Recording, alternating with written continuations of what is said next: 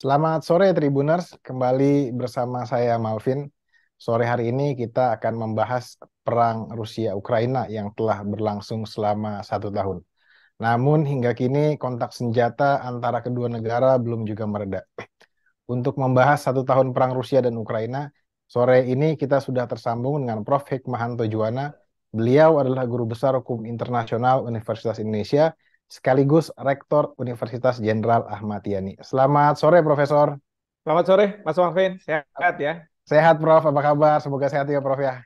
Baik, baik. Terima kasih. Iya, Prof, kita mulai. 1 tahun perang Rusia-Ukraina belum ada tanda-tanda akan berakhir. Rusia belum mampu menguasai Donbas, apalagi ibu kota Kiev. Begitu juga dengan Ukraina. Meski mereka berhasil menahan Rusia sejauh ini, cuma mereka juga babak belur juga. Infrastruktur hancur, masyarakat sipilnya juga banyak menjadi korban. Menurut Anda sejauh ini, apakah sudah ada pihak yang kira-kira bisa mengklaim kemenangan, Prof? Sejauh yang saya ketahui, belum ada negara yang mengklaim bahwa mereka menang, gitu ya.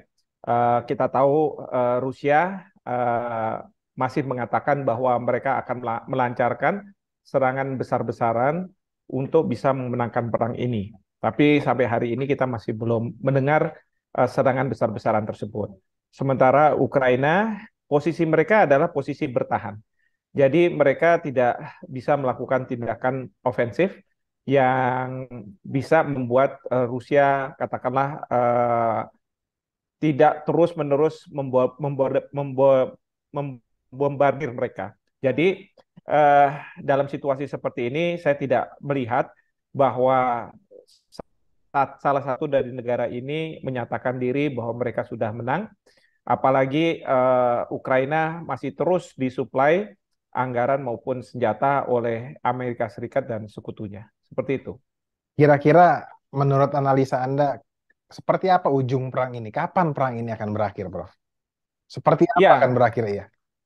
ada 4 skenario ya. Karena saya bukan peramal, jadi saya tidak bisa meramalkan, tapi saya hanya bisa menyampaikan skenario-nya. Skenario pertama adalah kalau salah satu negara menyatakan diri menang, seperti tadi dikatakan, yang sampai hari ini masih belum. Tetapi perlu diingat bahwa tidak ada salah satu negara yang mau mengatakan bahwa dirinya kalah, dirinya menyerah, tidak akan mau. Terutama Rusia. Karena apa? Rusia tahu konsekuensi apabila dia kalah ataupun menyerah, maka pamor dia sebagai sebuah negara akan runtuh. Dan kedua, para pemimpinnya yang sekarang ini sedang menjabat tentu akan punya potensi untuk dibawa ke lembaga peradilan internasional ya seperti Mahkamah Kejahatan Internasional. Nah, ini tentu mereka tidak mau dan untuk rakyatnya juga mereka tidak mau kalau mereka dianggap kalah unggul dengan Ukraina. Sementara dari sisi Ukraina yang sebenarnya tidak mau kalah itu tidak hanya Ukraina tetapi juga Amerika Serikat dan sekutunya Atau ya. NATO. Iya, karena mereka ingin mengatakan bahwa kami NATO solid dan kami bisa memenangkan perang ini.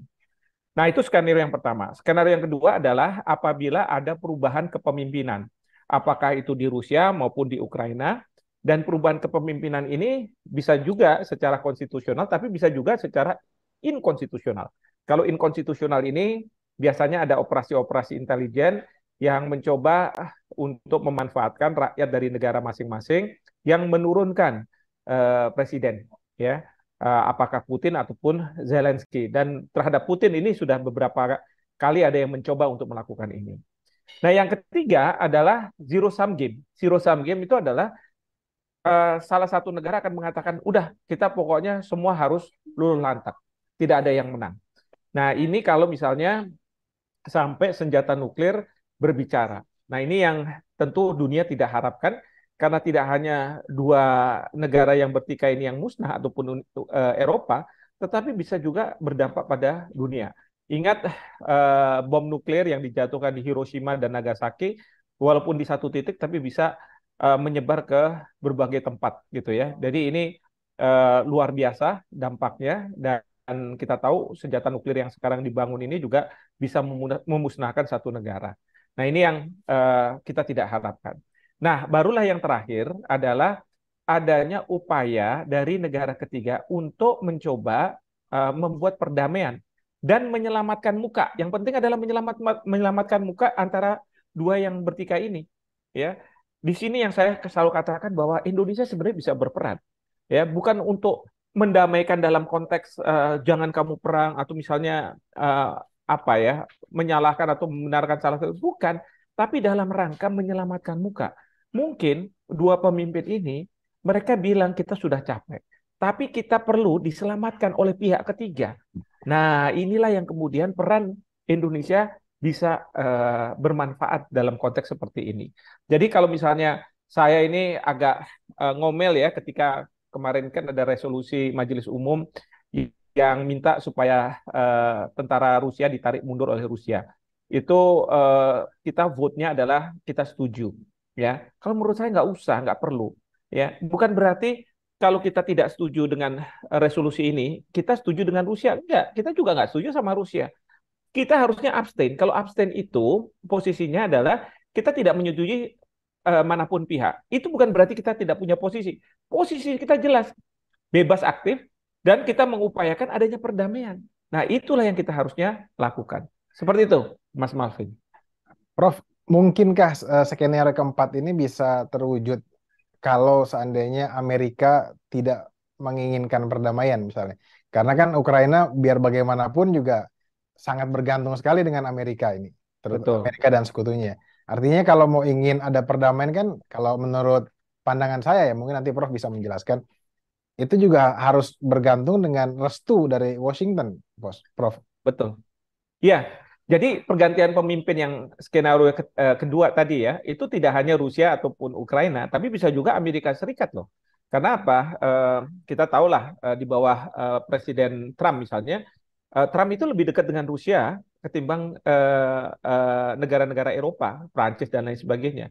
Jadi eh, kalau misalnya sebentar lagi ada pemilu juga di Amerika Serikat, ada pergantian kepemimpinan di Amerika Serikat, ini juga akan membuat skenario bisa berubah begitu ya. Amerika Serikat bisa jadi tidak akan mendukung Rusia dengan uang dan senjata. Sekarang ini di Jerman rakyatnya minta kepada pemerintahnya untuk tidak mensuplai senjata ke Ukraina. Karena mensuplai senjata dan anggaran ke Ukraina berarti memperpanjang perang terus terang.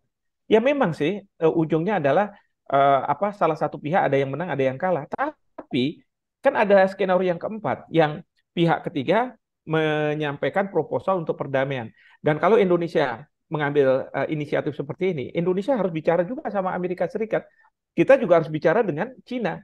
Karena kita tahu misalnya Amerika Serikat ini kan sekarang sudah tidak nyaman lagi dengan Cina, walaupun Cina tidak terang-terangan mendukung Rusia, tapi kelihatannya Cina akan berpihak ke sana karena apa? Di samping ada opportunity untuk mencari cuan ke Rusia, tetapi Cina ini sedang bermusuhan sama Amerika Serikat di kawasan Asia Pasifik. Dan ini yang membuat Cina akan lebih berpihak kepada Rusia daripada ke Amerika Serikat. Nah, itu yang apa namanya kalau misalnya kita sebagai juru damai itu kita bisa memanfaatkan ini semua dan tujuannya adalah bagaimana kita bisa menyelamatkan muka apakah dari pihak Rusia maupun Ukraina Iya. seperti itu. Prof, Presiden Jokowi juga pernah ke Rusia dan ke Ukraina ketika awal-awal perang pecah ya. Menurut Anda hal itu belum cukup ya, Prof? Nah, sayangnya masih belum cukup meskipun pada saat itu sudah mulai ada keinginan dari dua negara membuat perjanjian yang intinya adalah Rusia tidak akan mengganggu apabila ada kapal-kapal yang akan membawa gandum dari Ukraina ya. Dan itu kemudian kan difasilitasi oleh Turki dan kemudian juga Perserikatan Bangsa-Bangsa. Mereka sudah sepakat tetapi dalam pelaksanaannya ya mungkin karena tidak ada yang mengawasi, jadi dilanggar. Nah, di sini kalau misalnya Indonesia mau berperan, kita juga bisa berperan untuk menjaga perdamaian itu tetap terjadi. Ya, karena kita sudah punya pengalaman untuk PKO ya, Peacekeeping Operations. Jadi kita bisa sampaikan bahwa selain kita ingin menyelamatkan muka dari kedua pemimpin ini, kita ingin memastikan bahwa serangan itu tidak dilakukan ya dengan adanya peacekeeping operations. Jadi menurut Anda peluang ini masih ada, walaupun bisa dibilang ini pertarungan dua negara superpower. Walaupun di satu sisi ada Ukraina sebagai casing lah dalam tanda petik Iya. itu. Betul, sebenarnya ini perang ini sebenarnya bukan antara Rusia dengan Ukraina loh ya. Ini perang sudah sampai level antara Rusia, Amerika Serikat, bahkan Rusia mendapat dukungan dari Cina, sementara Amerika Serikat mendapat dukungan dari Prancis, dari Inggris dan lain sebagainya. Nah, artinya apa? Ini Ukraina itu cuma sekedar sebagai medan perang saja, ya. Dan kalau tidak hati-hati dalam menangani masalah ini, bukannya tidak mungkin nih perang dunia ketiga ini sudah ada di depan mata. Nah, ini yang kita harus upayakan bagaimana eh, perang dunia itu tidak terjadi, lalu kemudian para pihak akhirnya tidak menggunakan kekerasan, walaupun mereka punya sengketa. Nah, menurut pasal 2 ayat 3 Piagam PBB, maka disebutkan bahwa kalaupun ada sengketa, eh, negara-negara ini wajib untuk menyelesaikan secara damai sedemikian rupa sehingga tidak mengganggu perdamaian, kemudian juga keamanan dan keadilan internasional. Jadi inilah yang sebenarnya ingin saya dorong pemerintah kita lakukan gitu, ya, untuk sudah perangnya selesai, sekarang bicara di apa namanya meja perundingan. Prof, sejauh ini kalau kita lihat di Ukraina kan kita bisa secara jelas ya melihat siapa saja pihak-pihak yang mendukungnya. Ada NATO, ada Amerika, dan negara-negara sekutunya. Nah, kalau Ya. di sisi Rusia ini negara yang pendukungnya siapa ini, Prof? Sepertinya kita Yang lihat Cina juga belum belum full gitu ya ya, secara ya kalau terbuka. misalnya kita lihat dari resolusi yang kemarin apa dibuat dan kemudian di eh, apa diminta untuk disetujui atau tidak setujui atau diabstain oleh negara-negara, kita lihat yang mendukung Rusia itu sebenarnya nggak banyak. Itu kan ada Belarusia misalnya, Korea Utara masuk di situ. Ya. Sementara kalau kayak Cina, India, mereka lebih milih abstain. Mereka tidak pro terhadap resolusi ini, tapi juga mereka tidak against resolusi ini. Jadi mereka abstain. Nah, jadi kalau dilihat dari jumlah negara pendukung Rusia itu memang sedikit. Tetapi yang perlu diingat adalah Rusia itu sebuah negara besar yang tidak seperti Irak atau Iran yang kalau diembargo itu langsung melemah gitu ya. Rusia sepertinya nggak seperti itu. Belum lagi negara-negara di Eropa itu sangat bergantung pada migasnya Rusia, sehingga apa? Sekarang ini karena ada sanksi ekonomi, maka migas dari Rusia itu tidak bisa disalurkan ke Uni Eropa, sehingga negara-negara di Uni Eropa itu membayar lebih mahal ketimbang biasanya. Nah, yang untung sebenarnya Indonesia karena Rusia bisa menawarkan kepada Indonesia harga migas yang lebih murah dan kebetulan Indonesia kan kita selalu berharap ada migas yang murah supaya subsidi pemerintah itu tidak terlalu besar. Nah, ini sebenarnya opportunity untuk kita membeli dari Rusia seperti itu. Itu kalau kita beli ke Rusia apa tidak dikena sanksi dari Amerika dan sekutu-sekutunya, Prof? Yang pasti kan kita tidak dalam posisi mengembargo Rusia. Jadi alasannya apa? Tetapi memang kita akan diganggu terus oleh Rusia, maaf oleh Amerika Serikat atau sekutu-sekutunya untuk tidak membeli dari Rusia. Mungkin saja mereka akan mengenakan sanksi ke Indonesia kalau kita membeli, gitu kan? Tapi kan kita bilang sama negara-negara tersebut bahwa kita ada kebutuhan kok, ya bukannya kita tidak mau tidak membeli. Kalau kita kan pragmatis saja, yang murah ya dari mana ya udah kita beli kira-kira seperti itu daripada kita didemo oleh rakyat kita sendiri, daripada kita apa namanya dianggap tidak berpihak pada rakyat kita sendiri, kenapa kemudian kita tidak boleh mengedepankan kepentingan nasional kita. Nah, kembali ke sanksi Rusia tadi, Prof. Rusia Ya, sudah dijatuhi sanksi embargo dengan luar biasa oleh Amerika dan sekutunya. Tapi ya. seakan-akan embargo ini tidak efektif. Sanksi ini juga tidak efektif. Toh juga Rusia masih bisa apa namanya memproduksi mesin perang, ekonominya juga tidak hancur-hancur banget. Apakah menurut Anda sanksi ini kalau untuk negara sebesar Rusia ini kurang efektif, Prof? Iya, menurut saya tidak Sebagai alat efektif lah. penekan ya? Iya, sebagai alat penegak tidak efektif.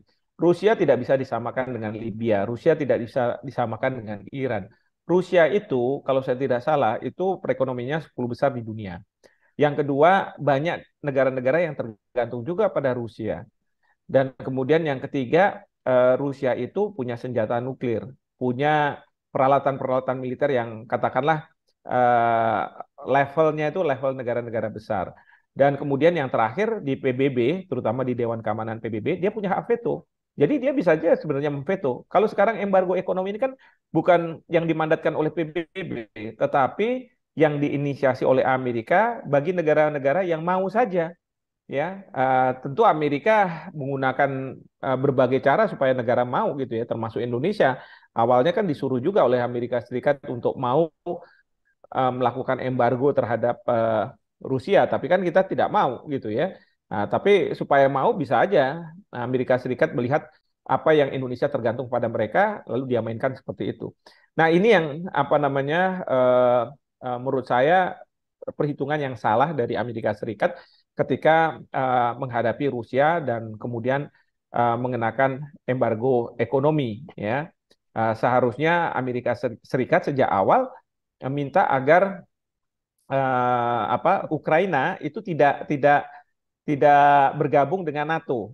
Jadi harusnya ada pernyataan bahwa kami tidak bergabung dengan NATO dan lain sebagainya untuk membuat Rusia itu kehilangan alasan untuk Ya. menyerang Kiev karena kan datang ke Kiev itu sebenarnya dalam rangka untuk menurunkan Presiden Zelensky digantikan dengan presiden yang terafiliasi lebih berpihak pada Rusia kan begitu. Tapi ternyata ketika serangan ke sana diturunkan pasukan darat, rakyat Ukraina rupanya berbeda dengan rakyat Ukraina masa lalu yang Ya. sangat pro Rusia gitu kan. Jadi harus menghadapi serangan-serangan juga dari rakyat Ukraina. Ini juga salah perhitungan dari Rusia menurut saya sih. Prof, kabar terakhir saya baca di salah satu media internasional, NATO nih mulai menyeret-nyeret negara Asia. Artinya, Hmm. NATO telah meminta kepada negara Asia, terutama Korea Selatan, untuk memberikan bantuan alat-alat persenjataan ke Ukraina.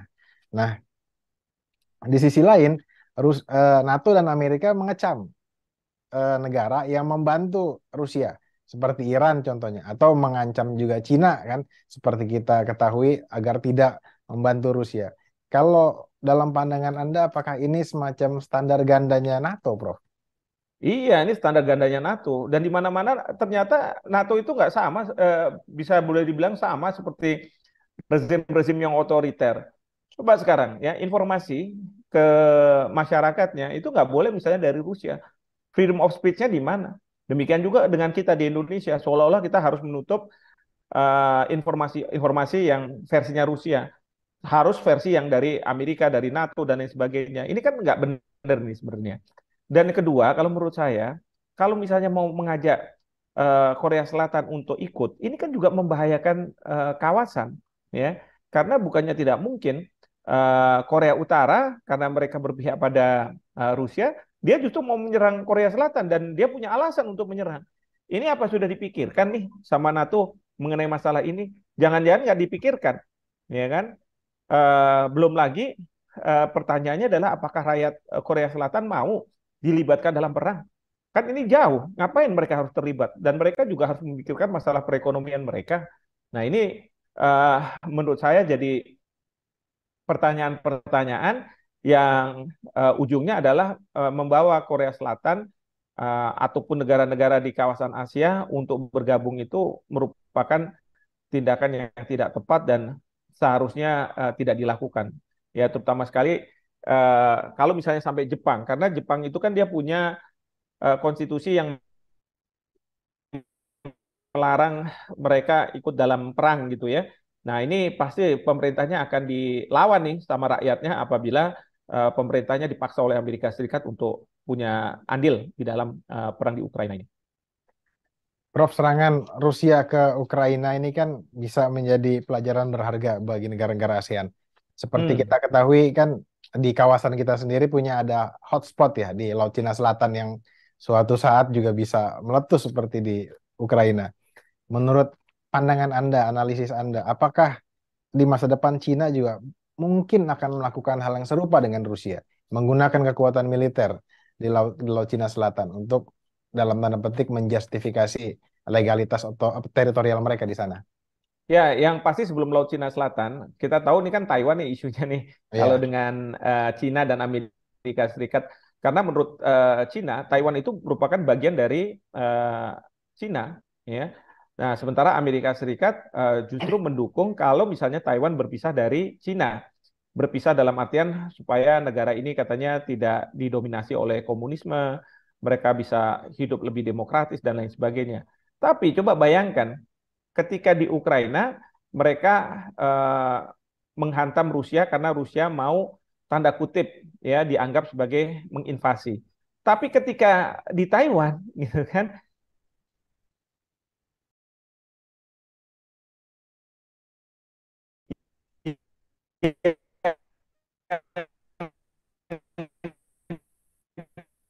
Halo Prof, ini sinyalnya sedikit terganggu di sana. ingin supaya integritas bagian dari. Oke, sebentar, bentar, Mas. Iya, Halo, masih masih bermasalah ya? iya, nggak sudah Prof, Oke, lancar. So- oke. Baik, mohon maaf tadi Iya, agak nggak apa-apa. signal Sip. ada bermasalah. Jadi kan aneh nih, sementara Cina ingin menjaga kesatuannya, di mana Taiwan merupakan bagian dari Cina, tapi oleh Amerika Serikat justru Taiwan didukung untuk berpisah. Artinya kan eh, Amerika Serikat mendukung berpisahnya Taiwan dari Cina, ya kan? Standar Sementara ganda kalau lagi ya Prof. ya standar Standar, ganda, iya standar ganda betul. Nah, tapi banyak yang mengatakan bahwa ini gimana sih sebenarnya Amerika Serikat?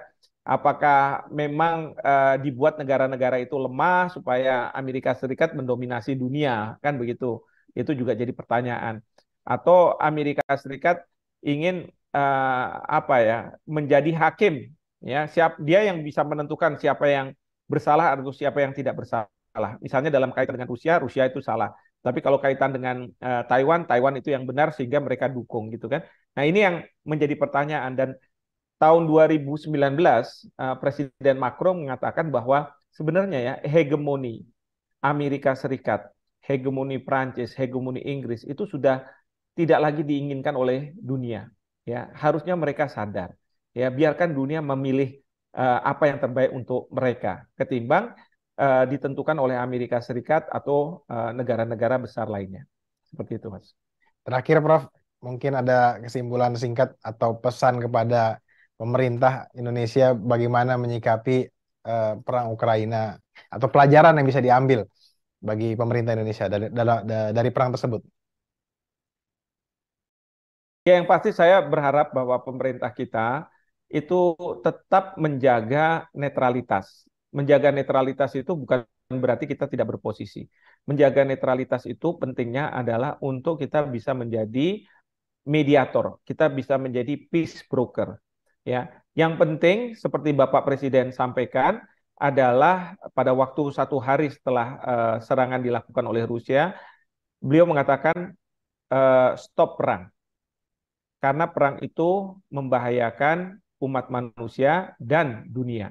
Nah, ini sebenarnya apa yang disampaikan oleh Bapak Presiden sesuai dengan pasal 2 ayat 3 Piagam PBB yang mengatakan kalau ada konflik, maka harus diselesaikan secara damai, ya, sehingga tidak mengganggu perdamaian dan keamanan dan keadilan internasional. Nah, jadi saya berharap bahwa Ibu Menlu beserta staf yang lainnya, para diplomat, memahami apa yang disampaikan oleh Bapak Presiden dan jangan kita seperti kemarin ya 2 kali nih resolusi Majelis Umum waktu tahun kemarin disetujui kita ikut menyetujui gitu ya untuk mengutuk pada waktu itu. Nah, yang sekarang adalah menarik mundur dari tentara apa Rusia itu kita juga setujui. Nah, ini yang menurut saya jangan lagi kita lakukan seperti itu. Memang sulit untuk berada di tengah-tengah, tapi itulah yang dibutuhkan oleh dunia saat ini ketika mereka saling berbenturan satu dengan lainnya. Seperti itu, Mas. Baik Prof, terima kasih atas diskusinya sore hari ini. Baik, Semoga bisa sama-sama. menjadi pelajaran bagi kita semua, bagi penonton tribunnews.com juga. Demikian Tribuners, diskusi kita sore hari ini tentang Satuan Perang Rusia bersama Guru Besar Hukum Internasional Profesor Hikmahanto Juwana. Saya Malvin pamit undur diri. Selamat sore.